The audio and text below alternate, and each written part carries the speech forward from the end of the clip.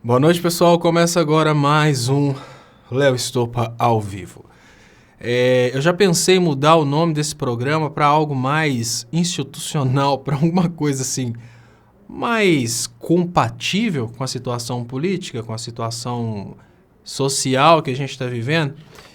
E eu já pensei em nomes como Debochal News, mas isso poderia dar um problema sério com a justiça eleitoral, afinal de contas.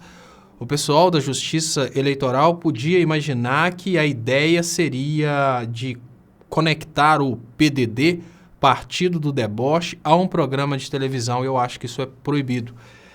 Eu vou pedir os meus 500 advogados que analisem a possibilidade de colocar o nome nesse programa de Debochal News, mesmo que eu seja o fundador do Partido do Deboche. Enquanto isso, continua como Léo Estopa ao vivo mesmo. Mas mesmo como Léo Estopa ao vivo, hoje eu não vou começar, como sempre, puxando os primeiros comentários da noite. Hoje eu vou fazer uma pequena diferença. Nós moramos num Brasil onde uma pessoa foi escolhida para ministra porque essa pessoa viu Jesus no pé de goiaba. E ela não só viu Jesus no pé de goiaba, ela advertiu Jesus. Ela falou com Jesus da seguinte maneira: Jesus, desça daí, você vai cair do pé de goiaba.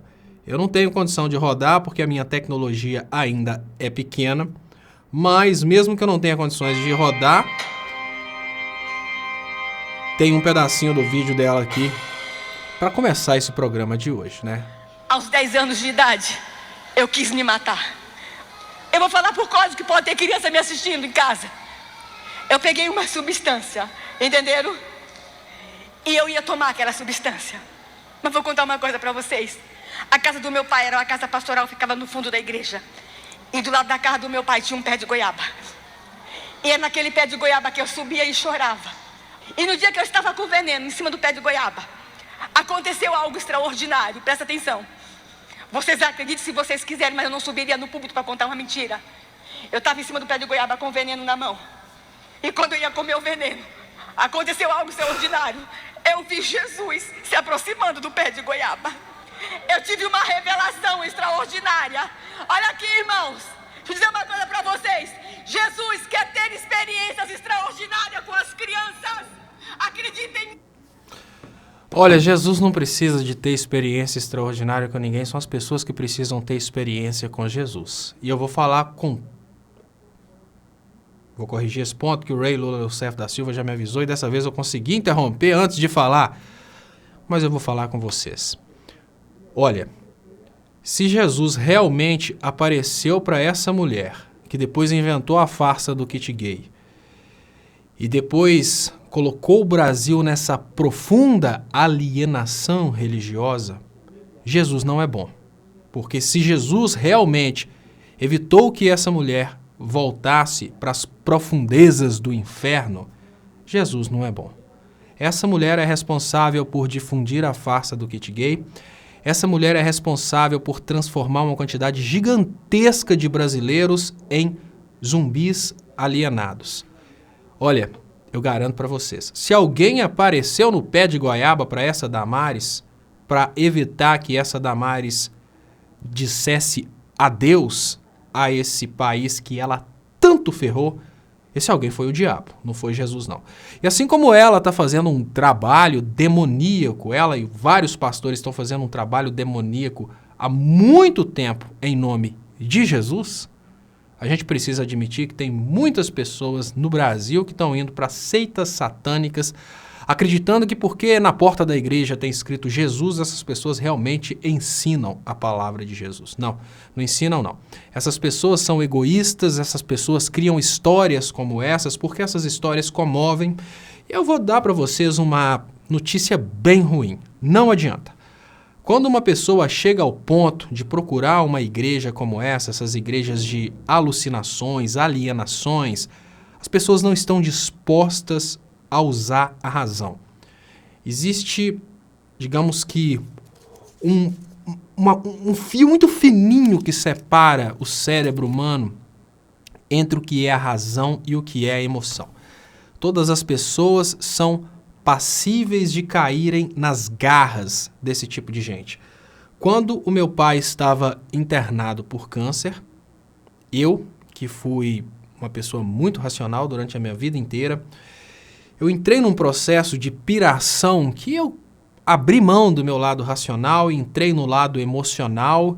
E por mais que os médicos dissessem, o seu pai não tem cura, o seu pai teve um AVC, por causa desse AVC, né, decorrência da cirurgia, parada cardíaca, por causa dessa parada cardíaca, faltou oxigênio no cérebro, não tem a mínima possibilidade de seu pai voltar.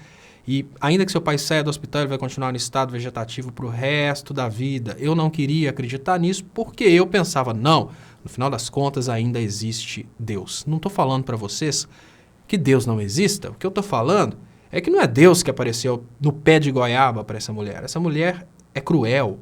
Essa mulher espalha mentiras, mesmo sabendo que é mentiras. Essa mulher usa os templos construídos em nome de Jesus para pregar coisas contrárias ao ensinamento de Jesus. Essa mulher está hoje fazendo parte de um governo covarde, um governo que propõe o envenenamento da água dos brasileiros, um governo que propõe a redução dos direitos dos trabalhadores brasileiros. Jesus lutou durante toda a sua existência na Terra por mais igualdade. A turma dessa mulher prega que a igualdade não deve ser promovida, que a igualdade deve ser combatida.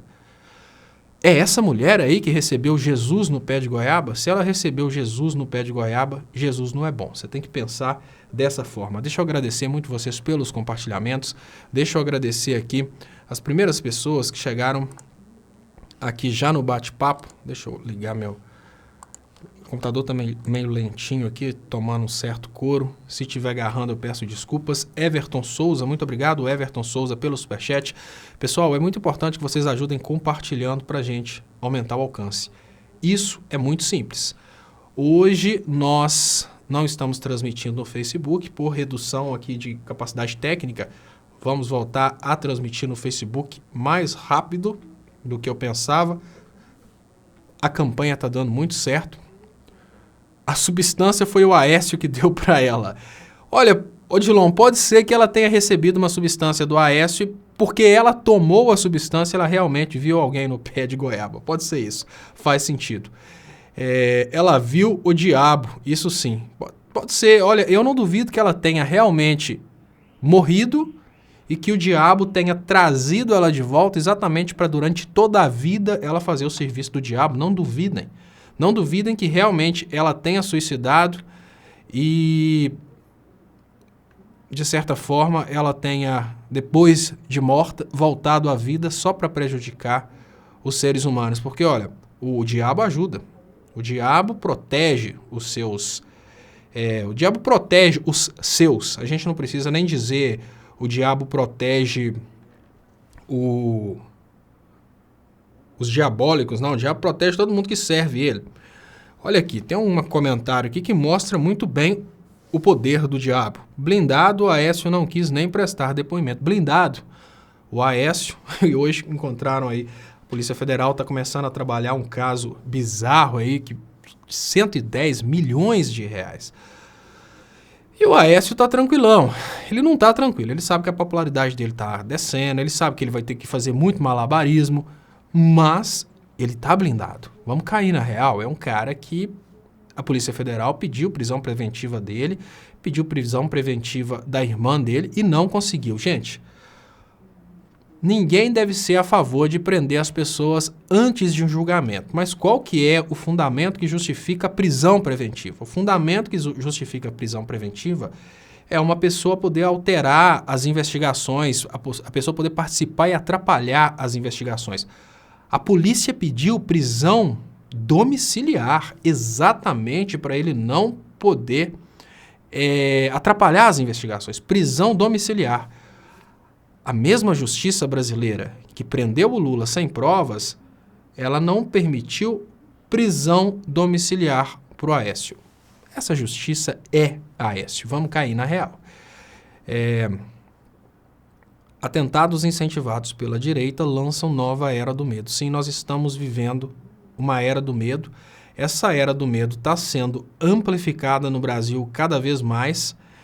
E dentro de uma era do medo, a gente tem uma era do fanatismo, a gente tem, né, dentro do mesmo governo, a gente tem os ministérios do medo, por exemplo, o Ministério do Meio Ambiente, que prega a morte do MST, que prega a morte de pessoas, e temos também o Ministério do Fanatismo, né, com essa Damares aí. São coisas bizarríssimas, gente. A gente está numa complicação muito grande. O Leandro Teles Rocha pede para falar sobre o papel do Sérgio Moro nas investigações durante o governo Bolsonaro.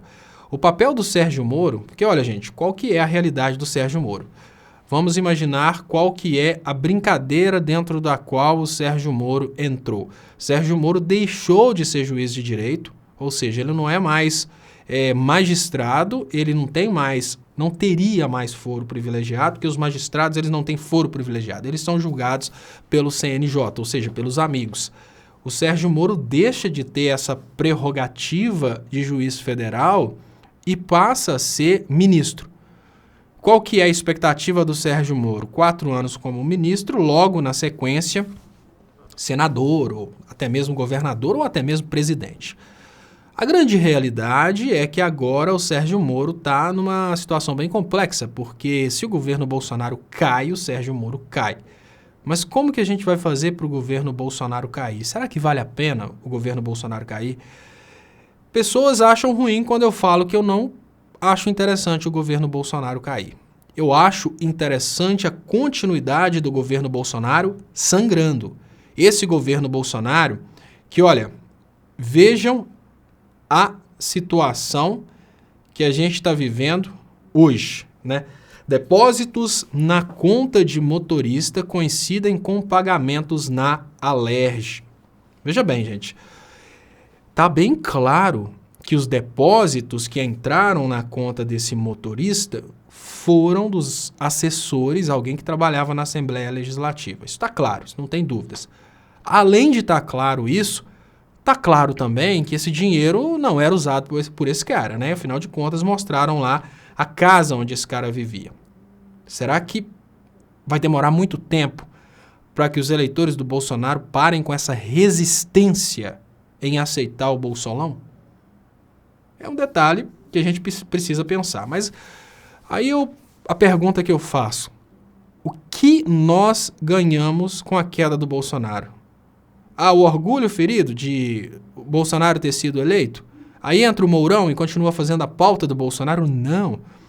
O Bolsonaro tem que continuar lá para ele pagar o que ele fez. 4 anos sangrando na presidência, 4 anos destruindo a reputação da própria família, porque agora, esse Bolsonaro que a gente tem agora não é mais aquele Bolsonaro. Vocês lembram daquele Bolsonaro, Bolsonaro das arminhas, aquele Bolsonaro opressor?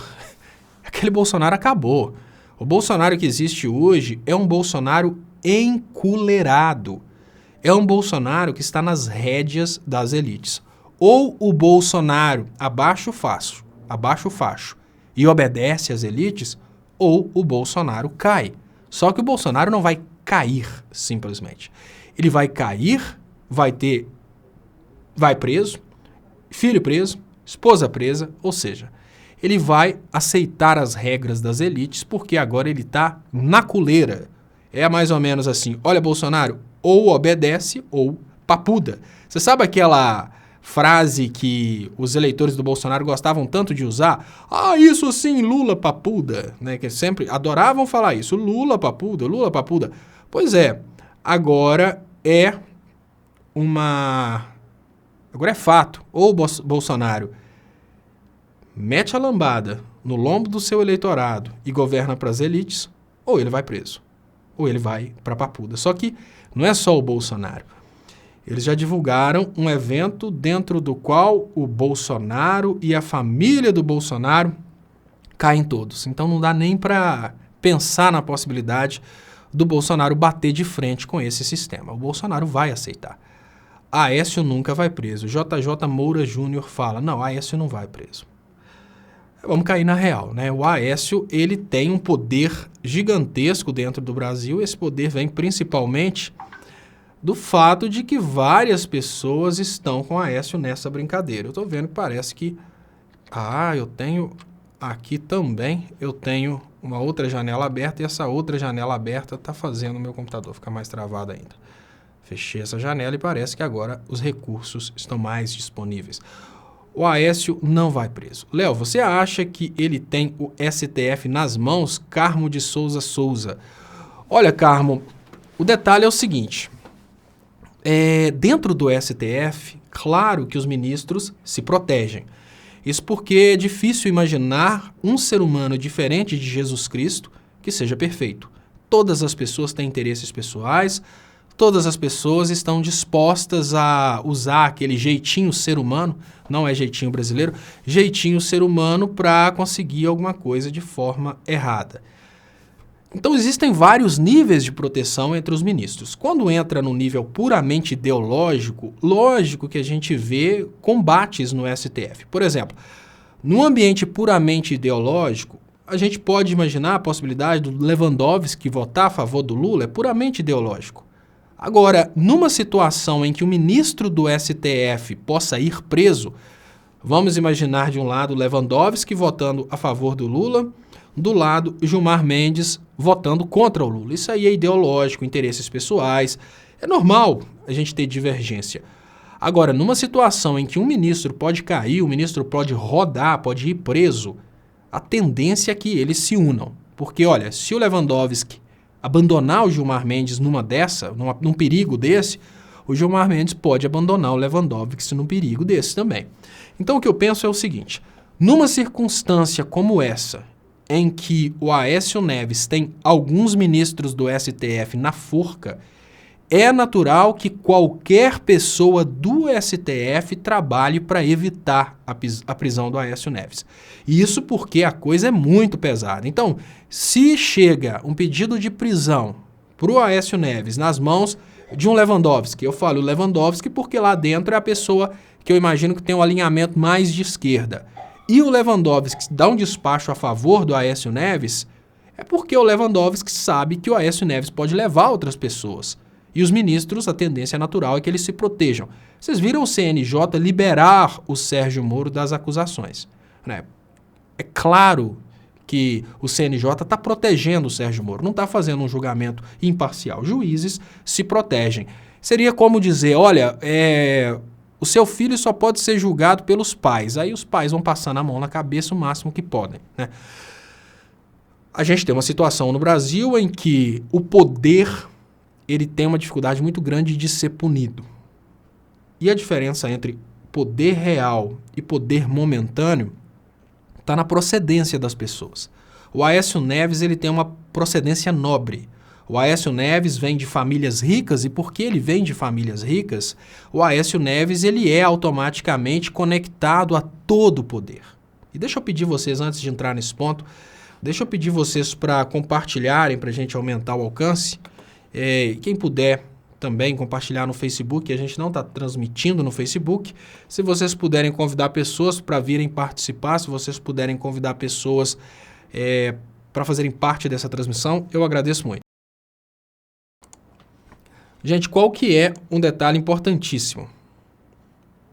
Deixa eu trazer aqui. Um detalhe importantíssimo quando a gente avalia esse caso do Aécio Neves e avalia principalmente o porquê do Aécio Neves nunca ir preso. A probabilidade muito pequena do Aécio Neves ir preso. O Aécio Neves não é só um político. O Aécio Neves é um político que vem de famílias ricas. E como o Aécio Neves vem de famílias ricas, ele já tem uma rede de contatos que vem de muito tempo.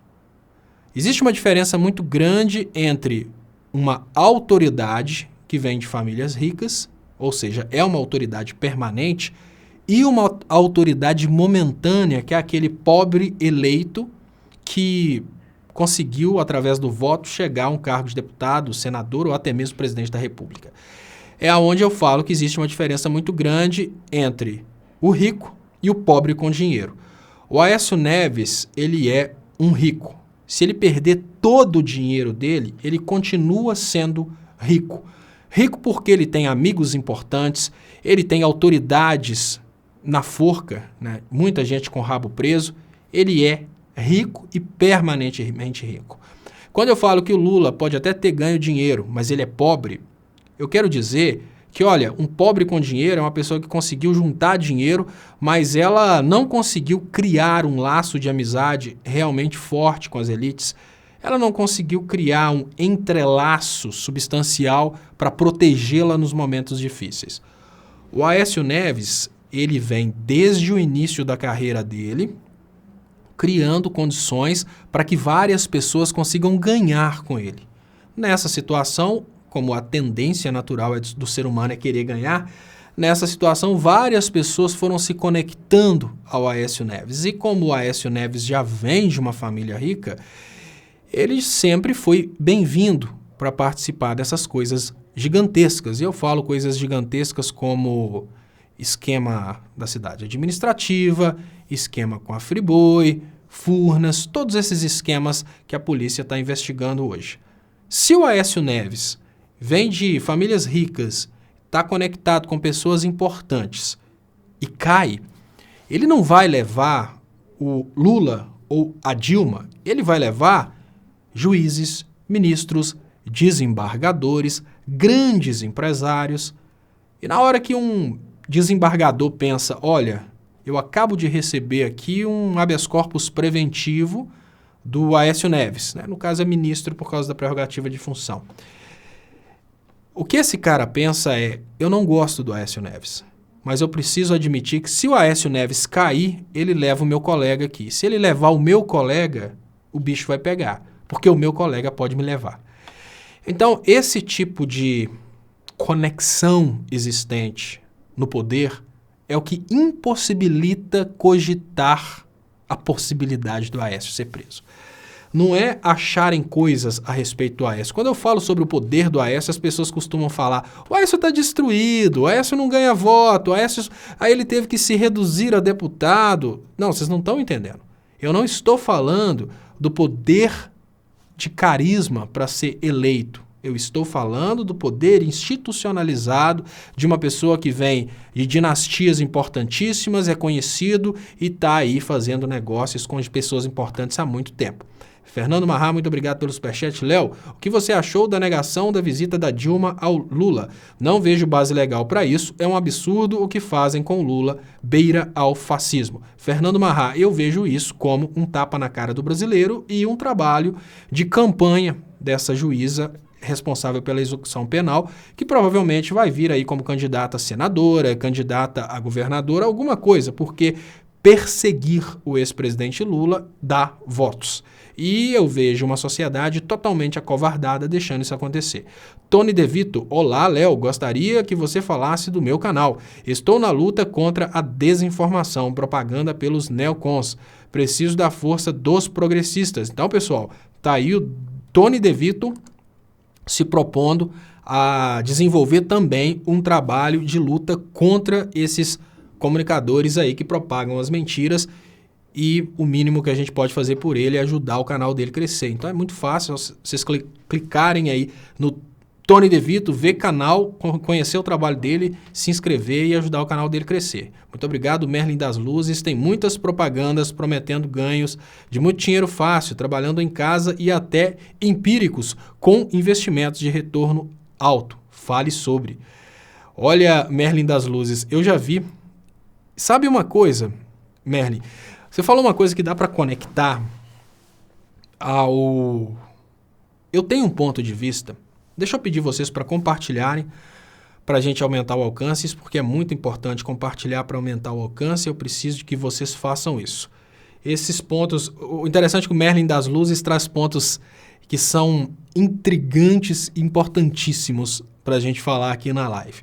Antes de falar sobre isso, eu queria pedir para vocês que ainda não conhecem uma campanha que a gente está fazendo aqui para a gente conseguir um computador que tenha condição de transmitir ao mesmo tempo no YouTube, no Facebook, enfim, fazer uma transmissão mais abrangente, com maior alcance.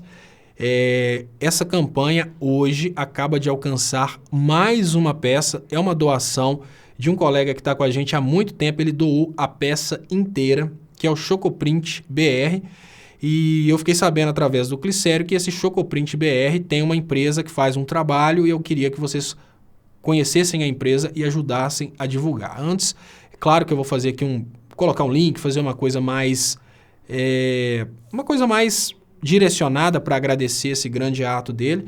Vou fazer o agradecimento a todas as pessoas que ajudaram, claro, mas seria bom que a gente ajudasse ele crescer o trabalho dele e não é a primeira vez que o Chocoprint BR ajuda aqui. Ele está praticamente desde o início das minhas lives, sempre contribuindo com superchats, sempre ajudando. Dessa vez ele fez aí uma contribuição da fonte de alimentação do computador. Então, nossa campanha, que agora está nas descrições, tá, gente? Eu coloquei agora o link para peça por peça nas descrições para ficar mais fácil.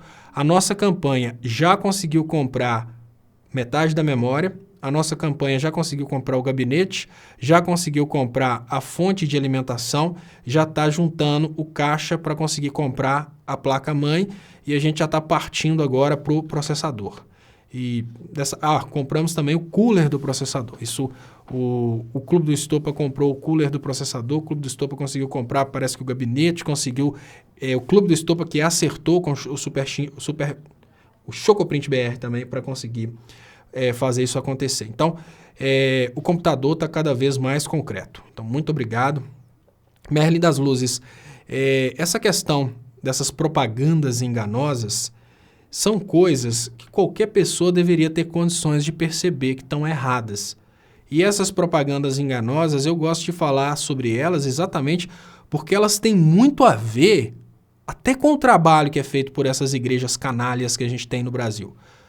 Imaginem vocês que normalmente o sentido de todo golpe é te entregar algo que não faz sentido. O sentido de todo golpe é mais ou menos isso.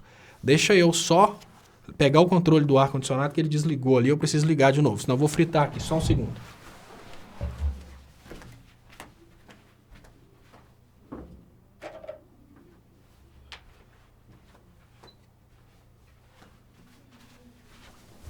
Eu vou passar para vocês aqui uma técnica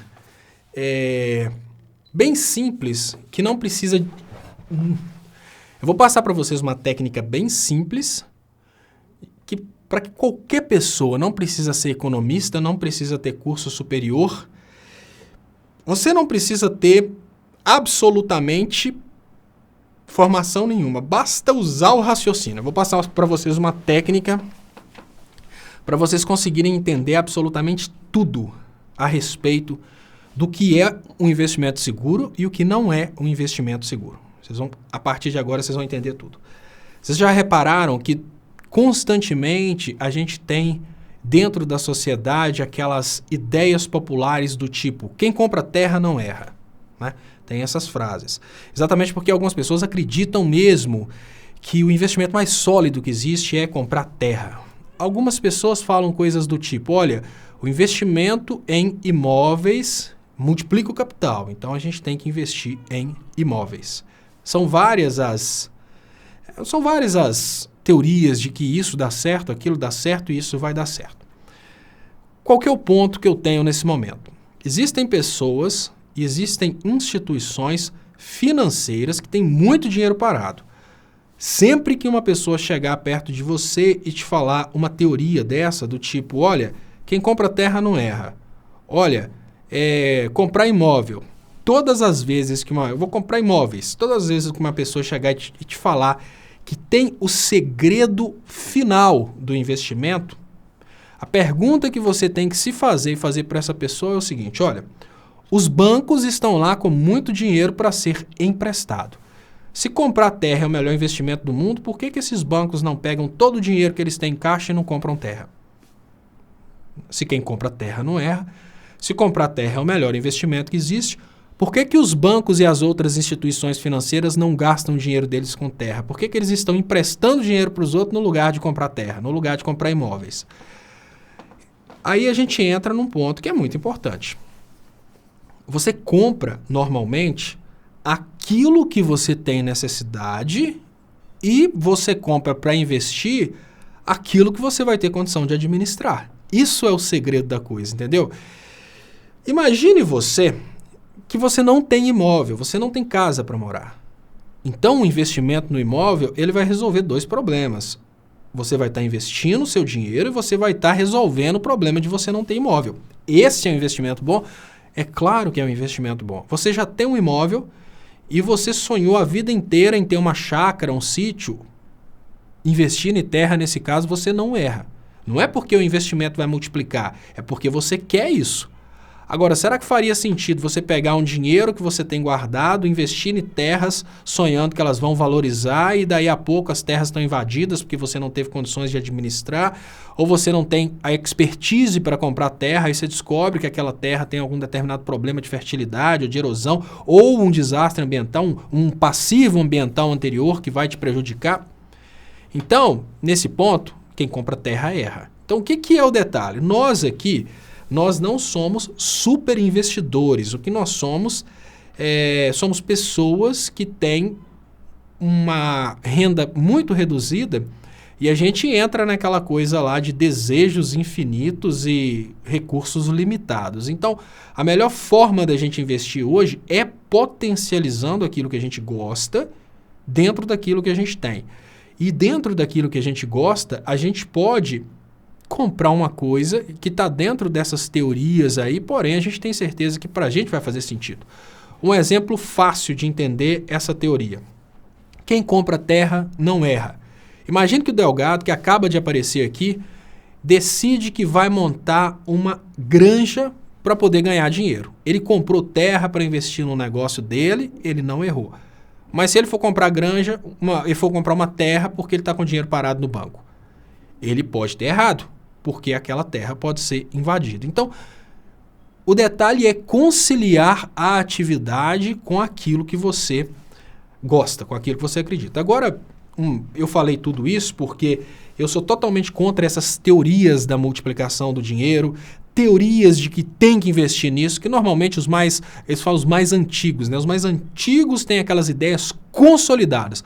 Você é obrigado a investir em um imóvel. Ah não, ter um imóvel é uma segurança, tudo bem, mas espera aí, se você trabalha em vários lugares ao mesmo tempo e você não sabe qual que vai ser o seu destino, eu particularmente, eu posso ter que fugir do Brasil e morar na Europa porque eu estou sofrendo perseguição política. E aí eu estou comprometido aqui com prestações de um imóvel. Será que faz sentido isso? Ou a outra pessoa que pode trabalhar viajando. Será que faz sentido isso?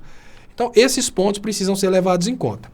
Agora que eu falei sobre essas questões aí dos conceitos, dos preconceitos a respeito do que é certo e o que é errado investir, eu vou entrar exatamente nesse assunto que você trouxe. Deixa eu ver aqui os comentários do Delgado. Ele fala, obrigado, Estopa, finalmente virou um democrata que tolera o contraditório. Parabéns. Roberto Delgado falou isso. Boa ideia, vou convidar os meus colegas médicos para ficarmos doentes e ganharmos dinheiro de um do outro ou dos convênios com as nossas próprias doenças.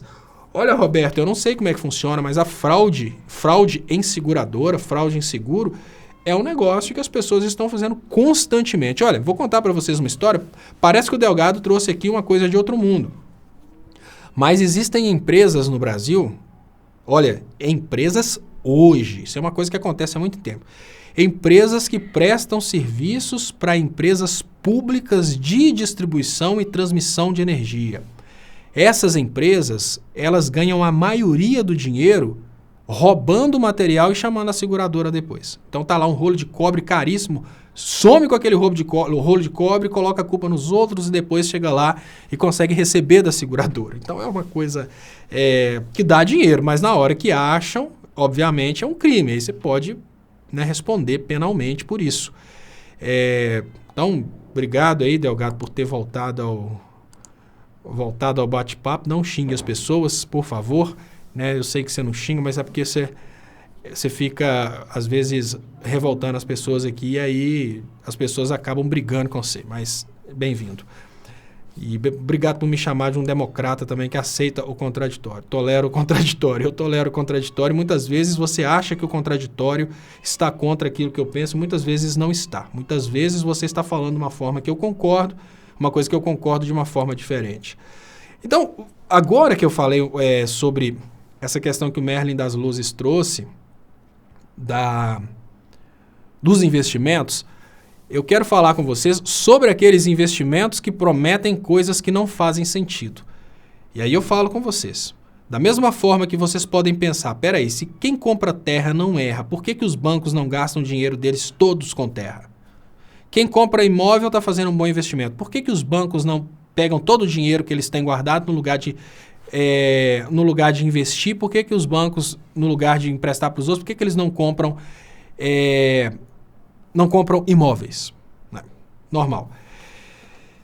Agora eu vou falar com vocês sobre os investimentos que são propostos na internet, sobre os super negócios que as pessoas acabam propondo na internet, ligando, telefone. A Saverina Tavares escutou a Luísa chorando lá fora. Tá chorando sim.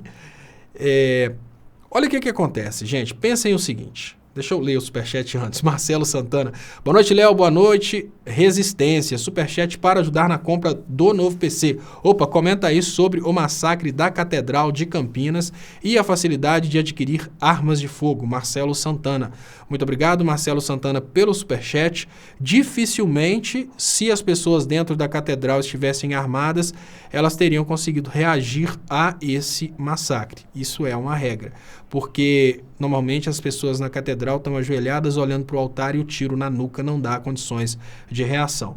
Aí trariam os bolsominions a seguinte argumentação. Não, mas aí na hora que o cara acertasse o primeiro, o próximo já dava um tiro nele. Ou ele teria medo de entrar na catedral e sair atirando nas pessoas porque ele ia imaginar que ia encontrar alguém armado lá. Aí eu falo com você com toda... Pip! Aí eu falo com você, me censuraram com toda a sinceridade, me censuraram. O Ray Rousseff da Silva falou comigo que não é legal isso e eu concordo. Aí eu falo com vocês, olha, vamos pensar. Um psicopata que quer fazer uma coisa dessa, será que ele está muito preocupado com o outro atirando nele? Né? Normalmente deu um piripaque na cabeça dele, ele quer vingar tudo e todos. Fale do caso de João de Deus e o espiritismo em geral e sobre carta de psicografia usada para embasar decisão do julgamento de homicídios. Tassussa. Vou falar sobre isso. Deixa eu acabar o raciocínio, Merlin das Luzes. Gente, olha, pensando na questão dos investimentos, eu acho importante a gente pensar nessa questão dos investimentos. Deixa eu ver se eu acho até uma coisa bonitinha. Enquanto eu acho uma coisa bonitinha aqui, eu queria pedir vocês para compartilharem para aumentar o alcance. E é muito fácil, basta copiar o link dessa transmissão, colocar o link dessa transmissão aí no WhatsApp, colocar o link dessa transmissão no Twitter. Então, quem puder ajudar, eu agradeço muito. Eu consegui achar aqui uma forma de ilustrar esse assunto. Mas antes de voltar nesse assunto, deixa eu agradecer aqui o superchat que chegou. Deixa eu voltar aqui para agradecer. Eu quero falar disso com calma porque realmente é um assunto que me interessa muito. Paula Porfírio. Léo, você soube do incêndio criminoso na sexta 7/12 na ocupação Tiradentes, em Curitiba, que matou pessoas e destruiu toda a ocupação? Sim, Paula, e esse não é o primeiro nem o único. Esses incêndios vão se multiplicar, ataques como o da Catedral vão se multiplicar, porque esse é o clima social no Brasil. Uma coisa que eu falei várias vezes, o problema não é o que o Bolsonaro fala, o problema não é o que o Bolsonaro vai vir a fazer, desculpe, o problema não é o que o Bolsonaro fará, se ele fará ou não aquilo que ele promete. O problema é que o que ele fala traz consequências. Esse aqui é o detalhe. Bolsonaro, se ele vai mandar forças oficiais botarem fogo nos acampamentos, matar o MST, isso a gente não sabe. Mas que as palavras dele estão incentivando loucos a fazerem isso a gente está vendo que está acontecendo. Marcos Vinícius, o que você acha de investir no Tesouro Direto? Valeria a pena em que casos? Marcos Vinícius, investir no Tesouro Direto é, sem dúvidas, um investimento mais seguro para os dias de hoje. Tanto é que as pessoas que têm investimentos em comércio e indústria estão começando a ter medo, estão tirando o dinheiro e estão colocando nesses investimentos mais seguros. Porque quem paga a conta não é uma empresa ou outra, é toda a coletividade brasileira. O efeito de investir no Tesouro Direto é que aquela pessoa que poderia estar investindo na geração de empregos, ela está investindo no rentismo. E o outro problema é que para investir no Tesouro Direto, você tem que ter um patamar de investimento, senão você acaba caindo nas garras dos intermediadores, que é quem faz o lançamento de primeiro nível. Se você tem condição de investir sem os intermediadores e você tem o conhecimento de expectativa de juros, né? O Tesouro Direto te oferece uma coisa, tantos por cento, mas a expectativa de juros reais vai ser tanto. Se você sabe fazer essa jogada, vale a pena. Mas se você não... Eu, particularmente, que não tenho vultas somas de dinheiro, eu penso que hoje é melhor eu investir em alguma coisa que eu possa potencializar em minhas atividades. Por exemplo, eu estou fazendo essa campanha para compra do computador, mas obviamente, junto com a campanha que eu estou recebendo de ajuda, eu estou comprando também outras coisas para aumentar a tecnologia do trabalho que eu faço, né? Estou pedindo a ajuda do computador, mas além do computador que está sendo um trabalho coletivo de todo mundo, eu vou usar todo o meu dinheiro para investir no crescimento do estúdio. Então, o que eu tenho, eu vou colocar mais câmeras, vou fazer um trabalho que aqui eu tenho uma webcam funcionando hoje, essa webcam trava, eu quero colocar uma câmera convencional, melhorar a qualidade da infraestrutura de trabalho que eu tenho. Se eu tivesse que dar uma dica para as pessoas sobre o que investir hoje, você tem dinheiro parado, invista naquilo que mais vai te dar condições de potencializar seu tempo, porque tudo é muito imprevisível. Pode ser que você fique rico investindo numa lanchonete, pode ser que você fique pobre investindo no Tesouro Direto. Então, é muito imprevisível, mas uma coisa é certa. Olha, se você investir, sua casa está faltando um reboco, você está com dinheiro parado, se você investir naquele reboco, existem duas possibilidades. A primeira possibilidade é o cimento aumentar o preço e você falar, olha, perdi, porém eu fiz o reboco. Outra, o cimento aumentar o preço e você falar, ganhei, porque o cimento aumentou e eu comprei ele com preço bom. Ou outra, o cimento caiu o preço e você falar, perdi porque eu fiz com cimento em preço mais alto. Mas você ganhou o reboco do mesmo jeito. Então, se eu tivesse que sugerir às pessoas hoje no que investir, as pessoas que não têm vultas somas de dinheiro, o investimento que eu sugiro nesse momento, é um momento muito bom para isso, momento de desemprego, você está com dinheiro parado, invista num curso superior de uma área que você gosta. Esquece aquela coisa de tentar pensar no que vai dar dinheiro no futuro. Esquece isso, porque o Brasil está imprevisível. Siga o seu coração. O meu sonho sempre foi estudar filosofia. Mas como é que eu vou ganhar dinheiro com filosofia? Não interessa, estude filosofia. Siga o seu sonho nesse momento. Olha só como é que você vai potencializar com ar-condicionado, bate direto, faz o nariz começa a escorrer, eu entro em pânico. Desculpa, gente. Olha como que você vai potencializar várias coisas ao mesmo tempo. Você está com o dinheiro parado, morrendo de medo desse dinheiro ser consumido pelas loucuras do Bolsonaro. Você vai transformar esse dinheiro em uma coisa que ninguém te toma. Conhecimento e um diploma de nível superior. Então você vai conseguir transformar o investimento em algo que não desvaloriza e algo que não corrói. É o ponto de vista que eu tenho. Agora, se você tem uma condição muito maior do que o que eu estou falando, né, para investir num curso superior, a conversa muda um pouco, porque aí o que você vai fazer? Monta alguma coisa que não tenha tanta conexão com a crise. Por exemplo, é inadmissível imaginar a possibilidade das pessoas pararem de comer. As pessoas podem parar de contratar festas. Normalmente, na crise, a primeira coisa que as pessoas cortam são as festas, mas as pessoas não vão cortar a comida.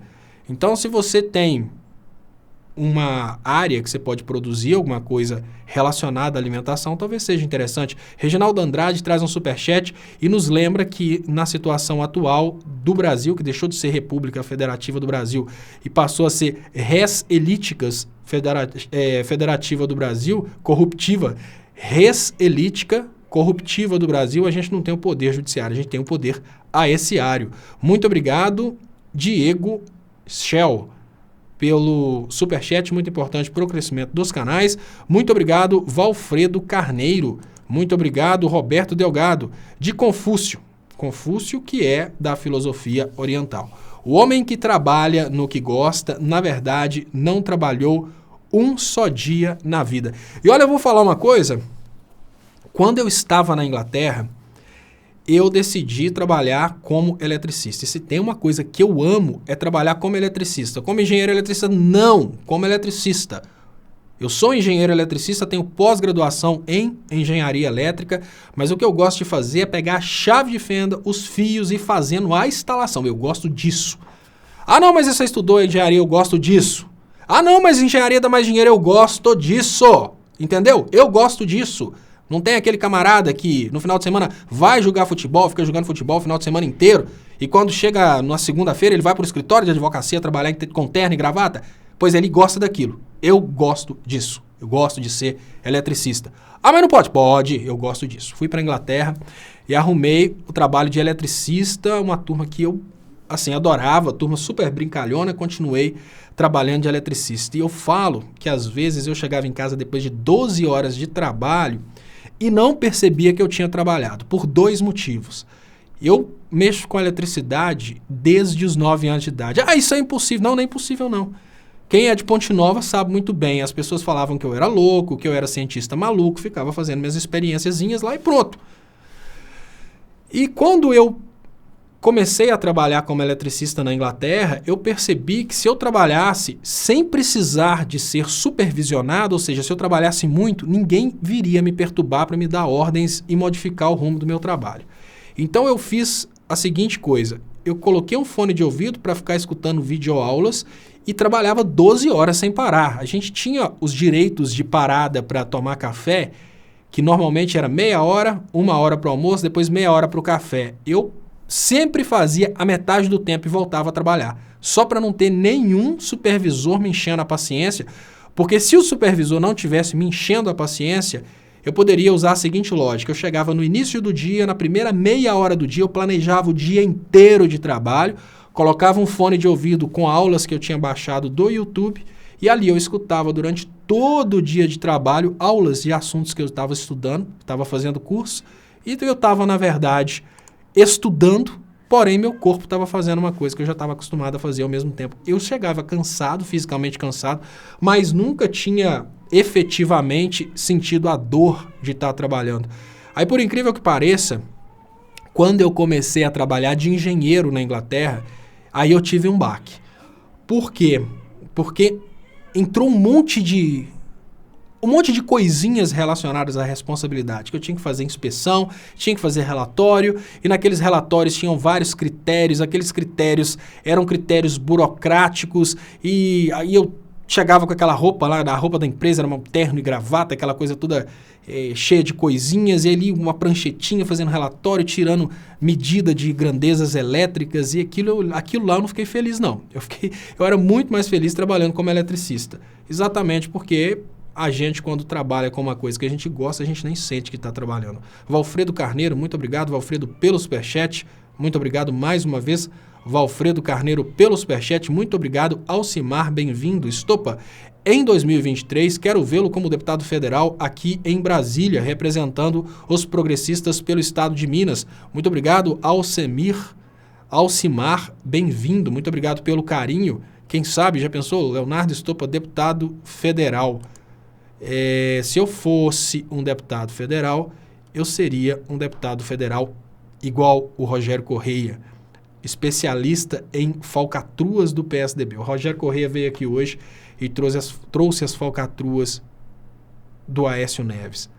Aldi, muito obrigado, Aldi, pelo superchat, muito importante pro crescimento dos canais. Deixa eu liberar aqui os comentários. Olha, pessoal, muito obrigado pela participação de vocês. Eu quero voltar no assunto do dinheiro fácil, porque eu gosto muito disso. Sandra Martini, você foi eletricista. Deixa eu ver isso aqui. Você foi eletricista pica-fio. Por que você não conseguiu ser engenheiro? É isso. Ô, gente, não corta essas mensagens, não. Pode deixar essas mensagens não me incomodam. Sandra Martini. Olha, Sandra, o seu problema é bem sério, sabe? O seu problema é imaginar que um eletricista está abaixo do engenheiro. E eu te falo, não está. Eu conheço vários engenheiros que são incapazes de operar um instrumento de medição. E os colegas estavam falando comigo aqui, durante a pós-graduação que eu fiz em engenharia elétrica, que eles, né, os engenheiros que estão se formando hoje, eles costumavam brincar com esses engenheiros entregando o medidor sem bateria.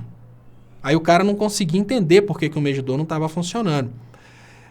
Eu te falo, o problema está na nossa cultura, que tem a tendência de supervalorizar o trabalho advindo das universidades. Porque, olha, qualquer um aqui que é da área de elétrica, qualquer um que é da área industrial sabe muito bem que um eletricista de automação ganha talvez 25% do salário de um engenheiro recém-formado. Olha, um eletricista de automação, que é o cara que faz aquele painel, que monta tudo e consegue fazer uma indústria funcionar, ele demora às vezes 20 anos para se formar dentro de uma indústria e ter proeficiência naquilo que ele faz. E ele ganha 25% do salário de um engenheiro que ficou 5 anos estudando. E eu te falo, olha, se você pegar todos os eletricistas recém-formados no Brasil, todos, é perigoso que 0,5% consiga montar um painel de automação. Todos estudaram isso teoricamente. E eu te falo que esse 0,5% que vai conseguir montar um painel de automação é porque foi eletrotécnico antes. Simples assim. Então, o problema está no Brasil, que acha que o engenheiro é um ser superior ao eletricista. Eu sou os dois. E eu te falo, sem o eletricista não existe engenharia elétrica. Simples assim. Sem o engenheiro, você faz uma instalação numa casa. Sem o eletricista, você não faz. Sem o engenheiro, você consegue ter uma casa iluminada. Sem o eletricista, você não tem. Sem o engenheiro, você consegue montar as máquinas de uma indústria todas funcionando. Por mais que possam existir erros de cálculo ali, falhas de dimensionamento de fio, um problema ali que poderia ser solucionado de uma forma mais fácil dentro da teoria. Sem o eletricista, você não liga absolutamente nada. Simples assim. Deixa eu ler aqui os superchats correndo. Muito obrigado. Andy, Valfredo Carneiro, 1.800 pessoas vezes R$1.000 cada. Temos quase 2 milhões de investimentos só nessa conversa. A esquerda deve criar suas próprias corporações, dominar o mercado com maiores salários e melhores preços. Muito obrigado pelo comentário, Valfredo Carneiro. Muito obrigado, Andy Léo. Esse Girardelli é notório anti-Lula, é anti-PT, é mais canalha e mal educado que Olavo. Ele, Borelli e Bugalho estão juntos. Desconfio que tem a grana do Ciro aí. Parece um triplo Aécio fechado com o Ciro. Olha, Andy, eu não penso dessa forma. Eu penso diferente. Muito obrigado, Valfredo. Eu penso diferente. Veja bem, tem mais ou menos 3 anos que eu faço o meu trabalho. Desde o início do meu trabalho, eu chamo a atenção do PT, em especial, sobre a importância de valorizar os comunicadores do YouTube e do Facebook. O PT não está valorizando até hoje, tá? Até hoje, Andy. Até hoje. Se procura lá nas páginas das principais pessoas do PT, você vai ver que eles não estão ajudando a crescer os comunicadores de esquerda. Vou dar um exemplo, né? Básico. O Clicério está fazendo uma... Olha só, eu faço meu trabalho há 3 anos. O Clicério está de um lado pelejando para levantar o dinheiro para comprar um computador, para eu continuar fazendo meu trabalho. Eu estou aqui trabalhando também para montar um computador para continuar fazendo um trabalho bem feito. Até agora, nenhuma doação veio com a informação deputado do PT. Ou seja, parece que de todas as doações que nós recebemos até agora, nenhuma é do PT. Ou seja, o PT está cagando e andando pros comunicadores. E aí eu falo com você a seguinte coisa.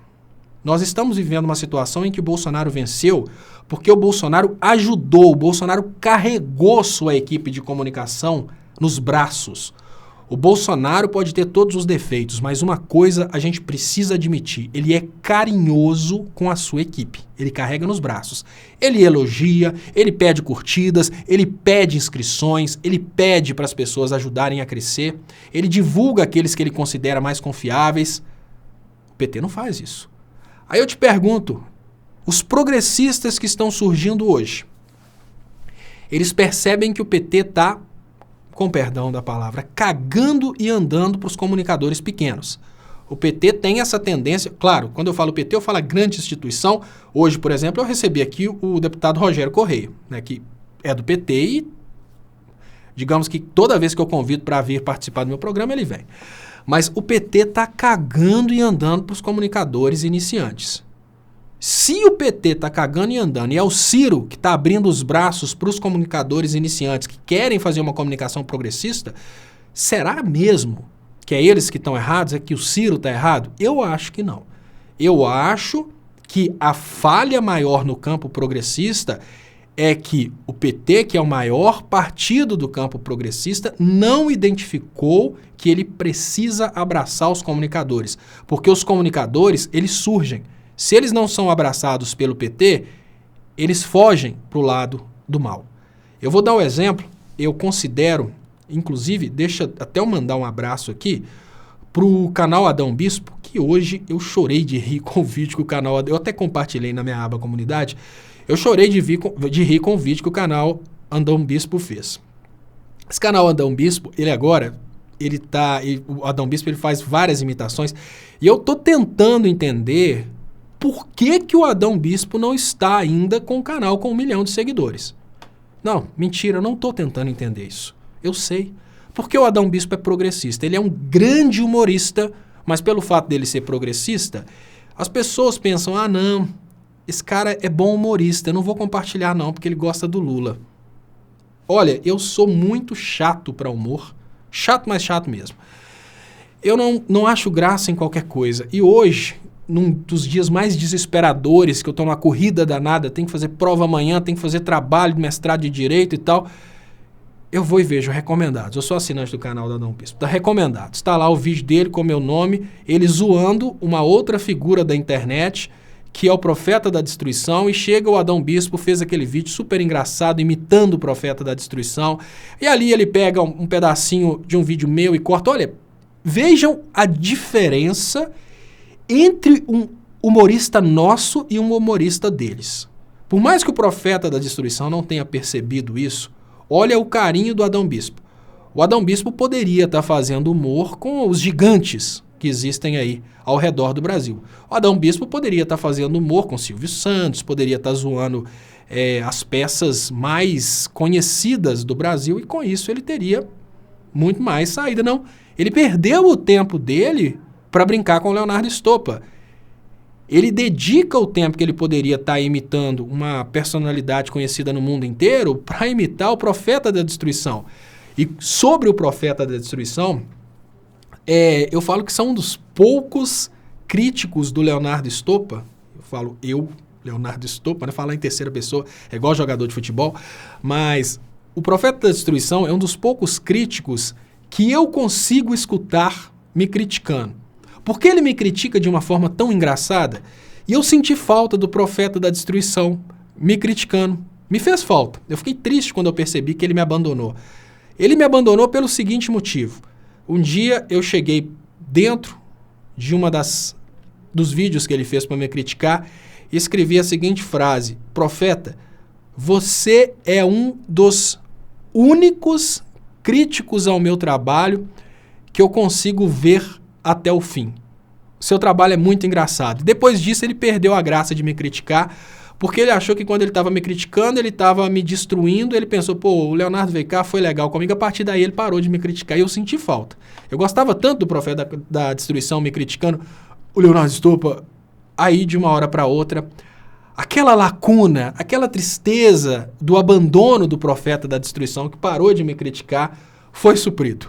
O Adão Bispo começa a fazer agora, depois que o Profeta da Destruição me abandonou, o Adão Bispo começa a fazer a versão dele do Profeta da Destruição me zoando. E eu morro de rir. E eu não morro de rir só porque o Adão Bispo está fazendo um trabalho zoando o Profeta da Destruição. O que eu vejo por detrás do trabalho do Adão Bispo é o que as pessoas não estão conseguindo ver e nem o Profeta conseguiu ver. Vocês já repararam que todos os programas de humor da Rede Globo só criticam as pessoas da Rede Globo? Olha a parte estratégica agora, que eu brinquei até agora. Vejam a parte estratégica e vejam o note de sensibilidade, de união do Adão Bispo. E é por isso que eu falo, é esse cara que tem que crescer. Olha a sensibilidade do cara. A Rede Globo, quando ela vai criticar, ela só critica atores da Rede Globo. Ela não dá jabá pra gente de fora.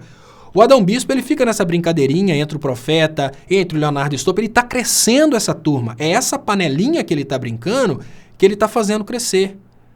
Então, eu dou muito valor para isso. Eu acho que isso é muito valioso.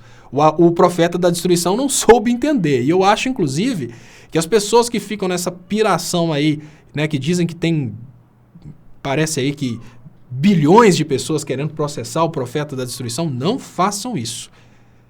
Se você se propôs a aparecer na internet para falar a sua opinião, se você se propôs a desafiar a internet para expor a sua opinião a respeito de alguma coisa, fazer vídeos, não banque o Nando Moura, não saia processando todo mundo.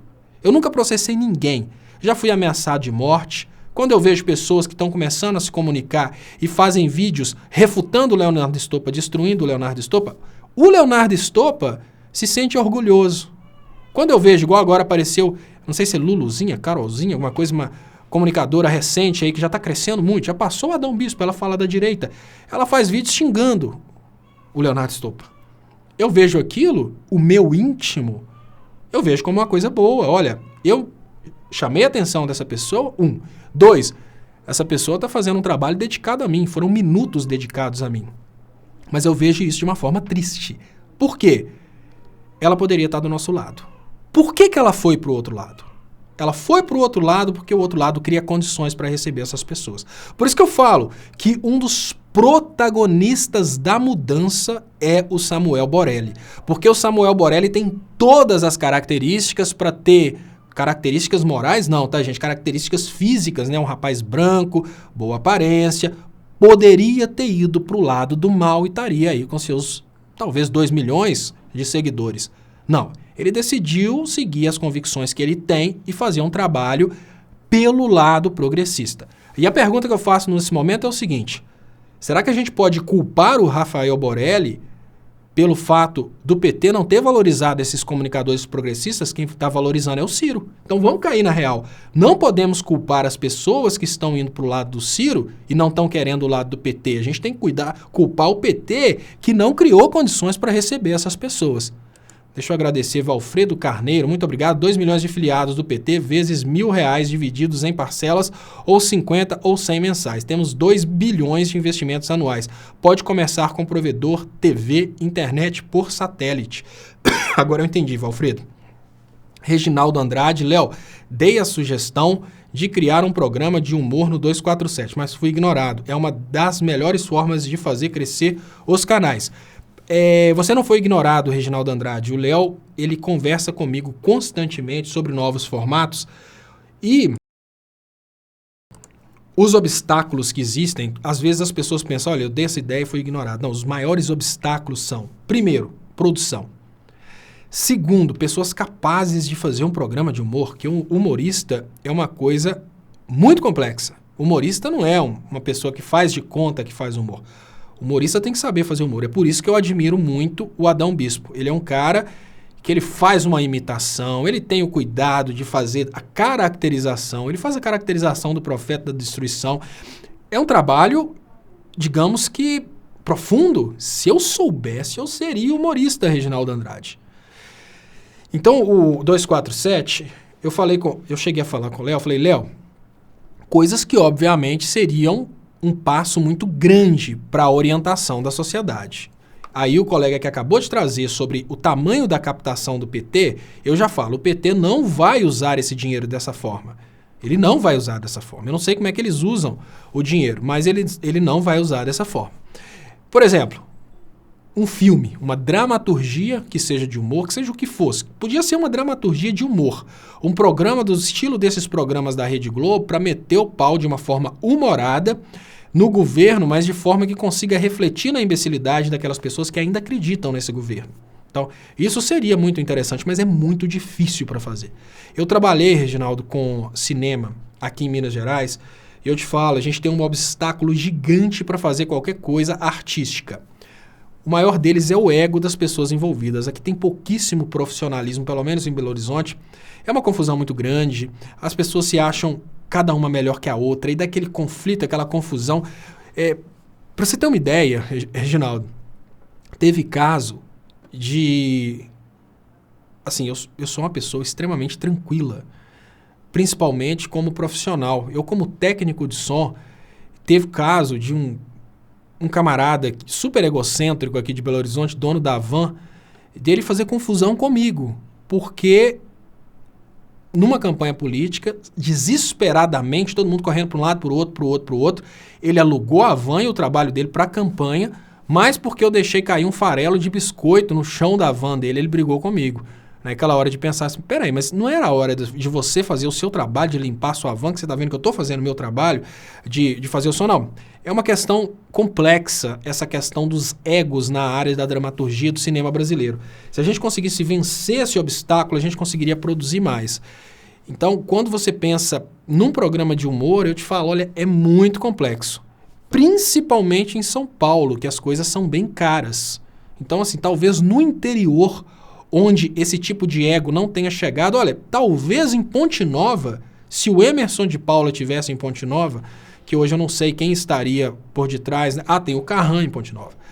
Talvez em Ponte Nova eu conseguisse fazer um programa de humor pela internet. Mas em Belo Horizonte e em São Paulo talvez eu tivesse dificuldade. Por quê? Porque em Ponte Nova o vírus do ódio, o vírus do humor, o vírus do ego ainda não contaminou talvez os artistas de lá. Isso é muito complicado. Fazer um trabalho desse é muito complicado, mas não pense que o Léo não esteja pensando nisso. É porque ele acha, o Léo é conteudista. Então ele fica muito preso na ideia de conteúdo. Ele não consegue entender do poder de comunicação de um programa de humor. Hoje, aos poucos, e eu falo essas coisas ao vivo no programa Léo ao Quadrado, que as ideias, às vezes, ele não tem tempo de escutar. Então eu falo essas coisas ao vivo, essas estratégias de comunicação. Eu falo constantemente sobre estratégias de comunicação no programa Léo ao Quadrado para o Léo escutar mesmo. Né? Hoje as pessoas precisam entender que quem vota, às vezes, as pessoas que estão nessas igrejas, tipo essa igreja dessa Damares aqui, que viu Jesus no pé de goiaba, essas pessoas, às vezes, têm a capacidade de compreensão tão pequena que elas precisam de uma dramaturgia bem simplesinha para elas entenderem o que está acontecendo. Aldi, muito obrigado. Léo, resposta que acho que muita gente aqui quer ouvir. Você abraçaria essas pessoas que não se importam e, às vezes, até aplaudem o Lula ser apunhalado pelas costas? Show us your true colors. Show us your true colors. Olha, Aldi, o meu trabalho é um trabalho mais isolado no sentido de convicções. Eu acho que toda a esquerda tem que se unir. E o meu trabalho é um trabalho isolado no sentido de convicções, porque eu quero ter a tranquilidade de criticar o Lula se o Lula fizer uma coisa que eu não concordo. O conceito de certo e errado é uma coisa muito subjetiva. Né?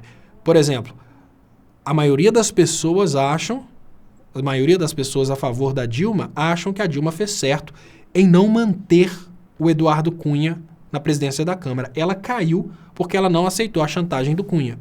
Depois que um professor de direito meu falou, Léo, a Dilma tinha que ter cedido a chantagem do Cunha porque o dano foi muito maior para a sociedade. Eu passei a pensar a ver dessa forma. Olha, então o conceito de certo e errado é subjetivo. Então, depois que eu tive essa aula do professor Vander, eu pensei da seguinte maneira, olha, realmente a Dilma, se ela tivesse aceito a chantagem, o povo deveria ter sofrido menos.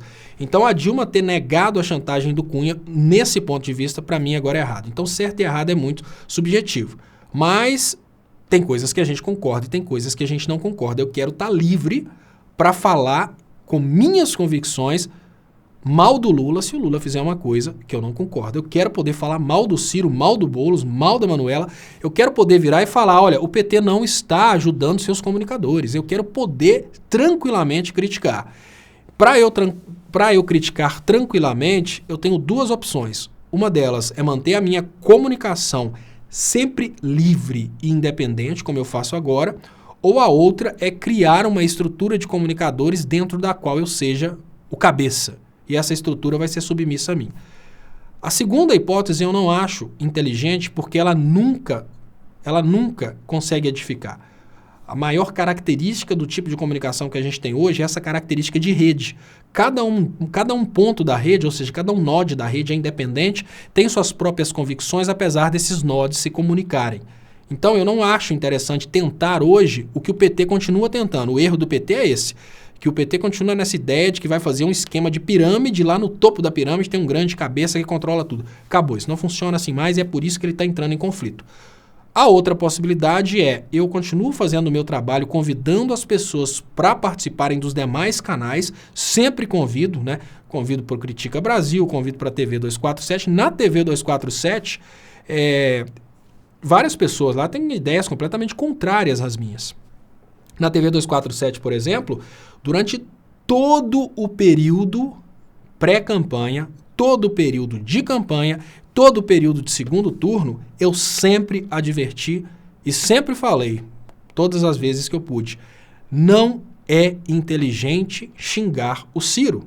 Não é inteligente criar um distanciamento com o Ciro.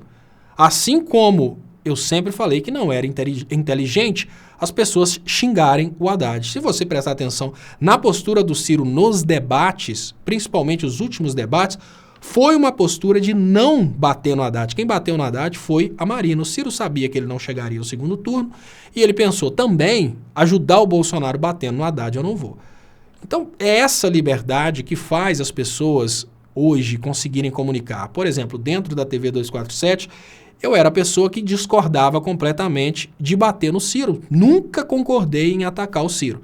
Mas mesmo assim eu continuei na TV 247, as pessoas lá que desesperadamente atacavam o Ciro respeitaram o meu ponto de vista, não me escutaram, mas respeitaram o meu ponto de vista e pronto. Eu estou vendo que algumas pessoas estão falando, mas o Ciro é isso, o Ciro é... Não, eu sou totalmente a favor do direito de vocês pensarem o que quiserem a respeito dele. Mas eu sou contra atacar o Ciro. Olha, a gente tem Aécio Neves para ser desmascarado, a gente tem o Bolsonaro para ser desmascarado, a gente tem o PSDB para ser desmascarado. O maior inimigo de toda a sociedade brasileira, o maior inimigo de todo o futuro brasileiro é o Sérgio Moro. A Operação Lava Jato criou a maior crise da nossa história. Por causa da perseguição política do Sérgio Moro, o Brasil foi destroçado. E as pessoas estão perdendo tempo falando do Ciro. Vão cair na real, né? O tempo que você perde falando do Ciro por causa da sua revolta com o Ciro, você poderia estar explicando para as pessoas como que a Lava Jato destruiu o Brasil. Não, mas você quer falar do Ciro. Então eu tenho esses pontos de vista. Mas eu não sou a favor de participar de um complozinho para fazer campanha para um ou para outro.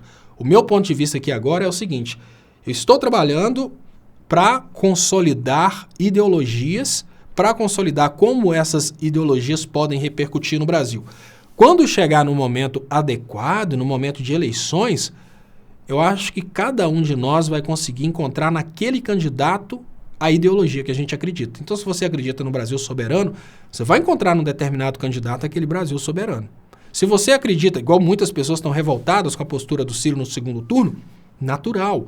Isso é para cada um pensar. O que eu não acho correto aqui é, não, eu vou ficar remoendo a postura do Ciro no segundo turno, no momento que eu poderia estar explicando como que o Brasil foi destruído pela Operação Lava Jato. Eu vou consumir o tempo que eu tenho na internet para fazer campanha, para fazer política, para fazer militância, para falar mal do Ciro, sendo que eu poderia estar explicando como que o Sérgio Moro condenou o Lula para agora fazer parte do governo Bolsonaro. Não, gente, a gente tem inimigos no Brasil, a gente não precisa brigar com o Ciro, tudo bem, quando a pessoa falta com a gente, né? É natural você chegar perto de uma pessoa da rua e a pessoa falar com a pessoa da rua, olha, eu tô com fome, me dá um dinheiro para comprar pão. A pessoa olha para o seu lado e sai e te ignora. Mas se você pedir um parente um dinheiro para comprar pão e ele não te der e te deixar com fome, você vai ficar com raiva desse parente o resto da vida. A pessoa da rua você vai esquecer.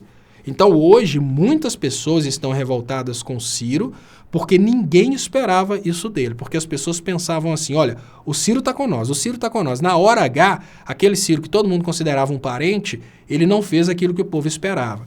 Mas o detalhe é o seguinte, os motivos do Ciro só o Ciro sabe. Isso é o mais importante. Todos nós temos ideia daquilo que aconteceu por detrás das cortinas, a verdade por detrás das cortinas. Só eles, o Lula, o Ciro, a Manuela, o Boulos, o Haddad, só os grandes nomes da política sabem. Então também a gente ficar perdendo nosso tempo, fritando e remoendo esse passado aí, não adianta. Vamos focar no desmascarar o verdadeiro inimigo. O maior inimigo do Brasil não é o Bolsonaro, não, gente. O maior inimigo do Brasil é, obviamente, o conjunto das elites que está fazendo tudo isso acontecer, mas dos personagens políticos, das pessoas que estão aparecendo. O inimigo do Brasil é Sérgio Moro. Aí, não, vamos bater no... Não. Olha, se você quiser resolver o problema que a gente vive hoje no Brasil, desmascare Sérgio Moro, que aí toda a fanfarra cai. Mas, enfim. Agora, não se preocupem com o fato do Ciro estar falando mal do PT para ganhar audiência. Com isso, ele vai se distanciando da esquerda e se aproximando da direita. Talvez seja aí um momento em que o Ciro está tentando tomar o lugar do PSDB. Mas isso não dá certo.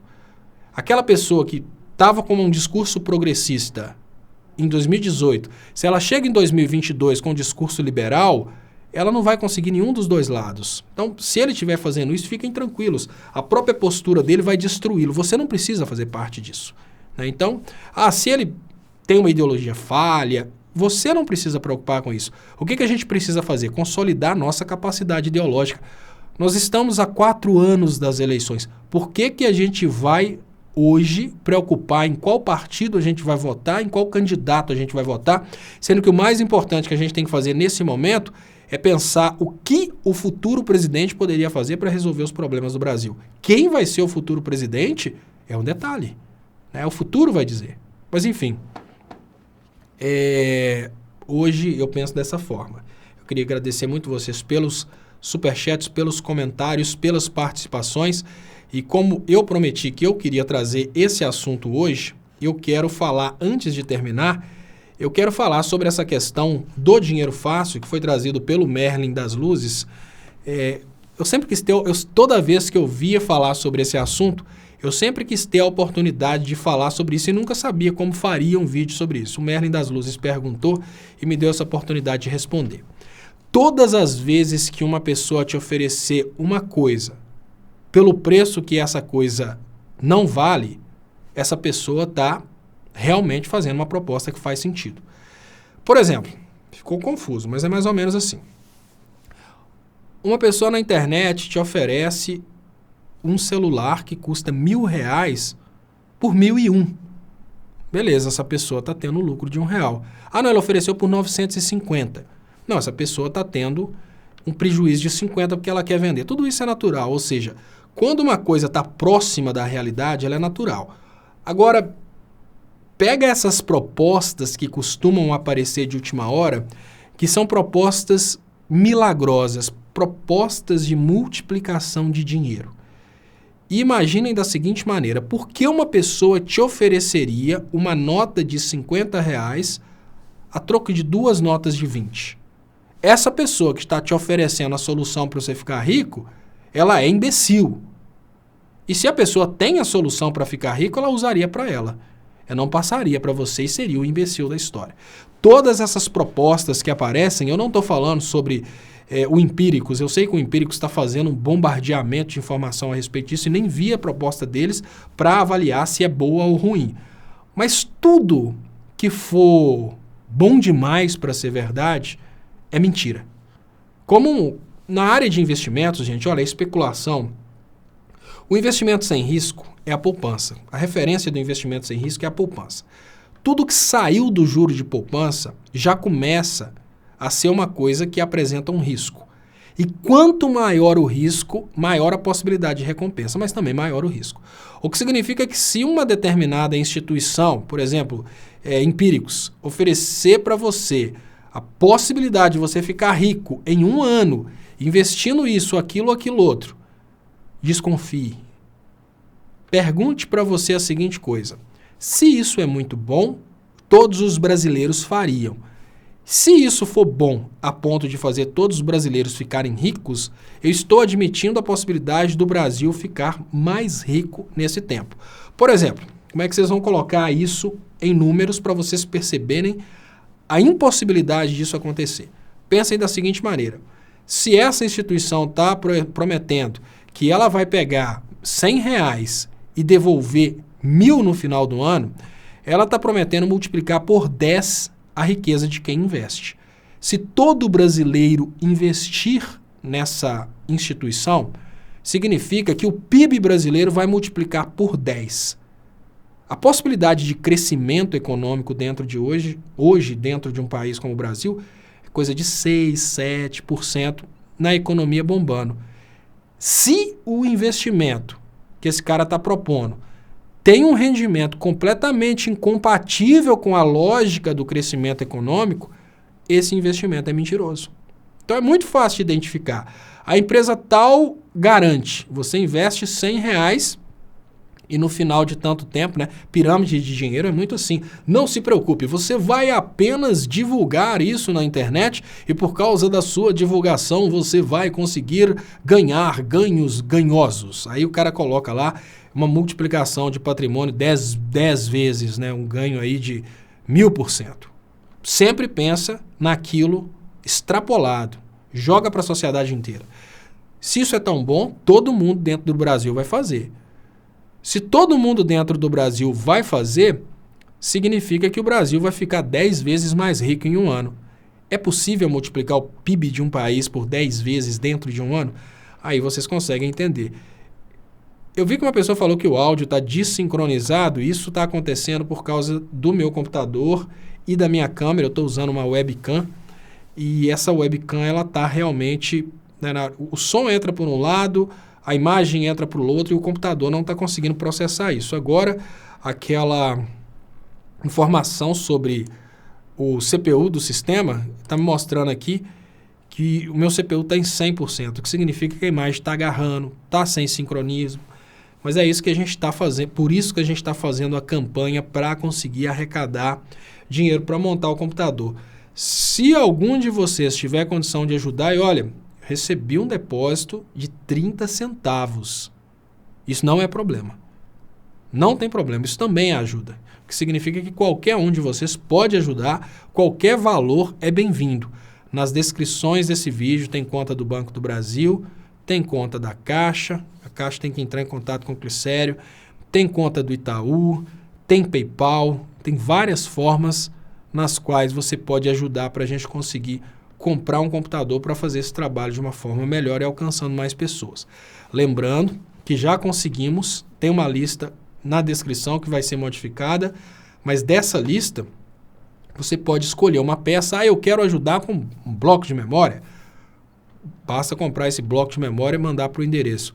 Tem várias formas de vocês ajudarem. Então, vejam a lista, vejam as possibilidades, ajudem, a gente consegue aumentar a qualidade dessa transmissão, consegue aumentar, assim, o alcance para que mais pessoas recebam a mensagem. Muito obrigado, Valfredo Carneiro. Se os esquerdistas se unirem e criarem suas próprias corporações, em 10 anos terão mais poder econômico que Lehman ou Marinhos. Algumas corporações já são maiores que muitos países. Valfredo Carneiro. Nós vivemos um momento corporativista e podemos dizer que hoje quase todos os países são menores que as grandes corporações. É até uma lógica que inverte um pouco. Nós vivemos um momento bem corporativista. Muito obrigado, Valfredo Carneiro, pelo superchat. Muito importante para o crescimento dos canais. Muito obrigado para todos vocês que estão ajudando. Então, mais uma vez, comemoro aqui e agradeço. Vou trazer os nomes no momento que a gente começar a montar o computador, mas já agradeço, já temos o gabinete, a placa-mãe já está sendo arrecadada, o processador sendo arrecadado também. Chocoprint BR comprou para a gente a fonte de alimentação. O canal, o Clube do Estopa já tinha comprado 2 blocos de memória que já estão aqui. E também o Clube do Estopa conseguiu comprar hoje a ventoinha do processador. Então já estamos a caminho. Então na lista que tem aqui nas descrições, a peça que não precisa, que já foi comprada, é a fonte de alimentação. Então se vocês puderem ajudar com qualquer uma peça, basta entrar em contato com o Clicério, organizar isso e tudo vai dar certo no final das contas. Muito obrigado, pessoal. Vou colocar aqui a reprise, agradeço vocês, peço para vocês que compartilhem a reprise e até amanhã.